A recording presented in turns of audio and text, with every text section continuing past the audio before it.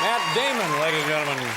Well, you know, I watched this movie and I thought it was very impressive. I thought it was very impressive for many reasons. I thought your acting was great.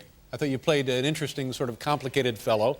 I thought Robin Williams was also very good. He was terrific, yeah. And then you and the other gentleman. Ben Affleck, yeah. Yeah, you wrote the thing, and I'm thinking to myself, well, this guy is a kid. He's just a kid. How old are you? 27. 27 years old. So how do you know, how are you that smart? How do you know to write a movie, for God's sakes? It wasn't like any calling or anything. We were just, we were pretty much broke, me and my friend Ben, and so... And where were you, out in California? Yeah, we were out in Los Angeles, and he was actually, he had been engaged, and then he broke up the engagement, and he was kind of homeless, living on my couch. Right. And so we really were pretty broke. Right. And we were looking for some cash. So you thought you'd write a screenplay, write a movie? Yeah. But that's like 1 in a billion long shot, you know? I mean... Well, I mean, it couldn't have gotten any worse. Well, I suppose that's true. But this was of you? This was more or less your story, or a story from your past? I just kind of something I came up with. I was in college, and I was writing a one-act play, and I couldn't really finish it. And so I took it to Ben, who's, you know, my best friend, who I grew up with, and we kind of made a pact to write it together. Yeah. So then how do you market this thing? This is like that old story about Sylvester Stallone and Rocky. Exactly. He writes the thing and takes it around and says, yeah, but you know, I want to be in it. And they say, oh, fine, sure. Oh, yeah. No, and it was really because he did that we were able to kind of, he set the precedent for us. But still, it's kind of difficult to go to Hollywood with the script, and you know, you're not really impressing a lot of people when you walk in and say, you know, this is mine, man. Yeah. And, it's going to be just me. You know? They're kind of looking at you like, you know, there's no way you can be in this movie. They want it to be like Star Wars. They don't care about you. Oh, yeah. They'll put a lot of other actors in it. So all of a sudden it starts getting some interest, right?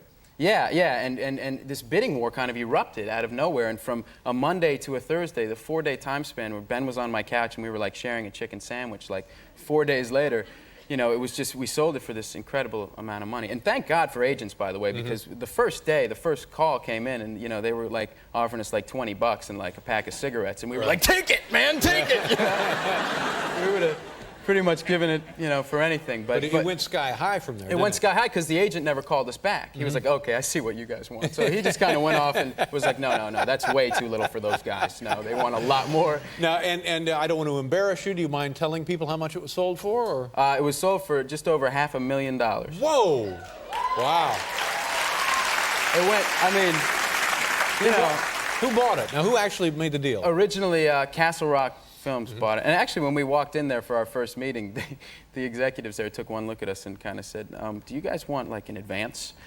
Oh, I think they could tell, you know. Down on your luck. Like, is it that obvious? Did you get a Christmas gift from Castle Rock? No, actually, we ended up, Miramax, Harvey Weinstein, ended up buying it. And Harvey sent me a letter, a picture frame, and a fruit basket for Christmas. There you go. Wow. Pretty good. Yeah. Now I don't feel so bad. Well, it's a nice But you're movie. new in the business. Yeah, that's right. The only thing, I'm new in these shoes, pal. That's the only thing I'm new in.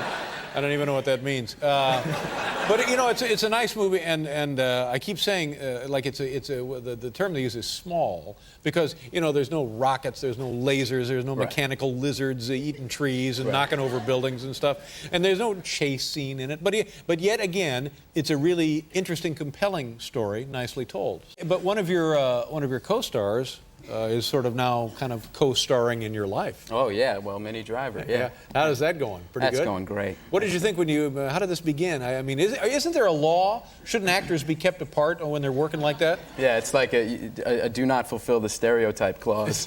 But we broke it, I guess. Yeah. I met her when she auditioned for the movie, and I had never really known much about her, and she just pretty much rocked my world. So. Now, what does that mean exactly? She rocked your world.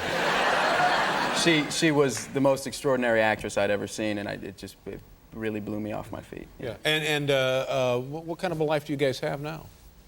Well, we're both working, so it's very it's pretty difficult.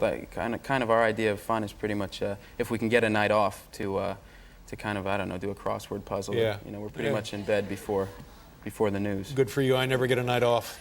Night in, night out, 365 days a year, right here, entertaining America. They should give you a gift for something like that. I didn't even get a ballpoint pen. Yeah, you'd think, wouldn't you? No, sir. Is it a good idea? Do you think you want to work in other projects with Minnie? Oh, I'd love to. Yeah, I'd love to keep working with her. I mean, I think she's just exceptional. I think she's. But is it possible a little competition, a little friction might develop? I mean, where she starts giving you pointers, or you start giving her pointers, and then the next thing you know, bingo. I'm not the one giving her pointers. I'll tell you that right now. Well, see, that's a great attitude. Yeah. You're in good shape.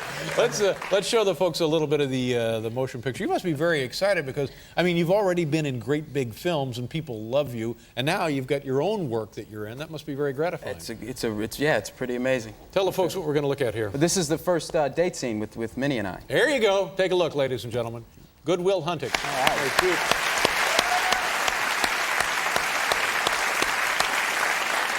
Well, good to have you here. Thank you very much. Congratulations on all your success. Thank you. You seem like a very nice, deserving young man. I couldn't be happier for you. Give me time. Happy New Year. Thanks a lot. Matt Damon. We'll be back with Alan Havey.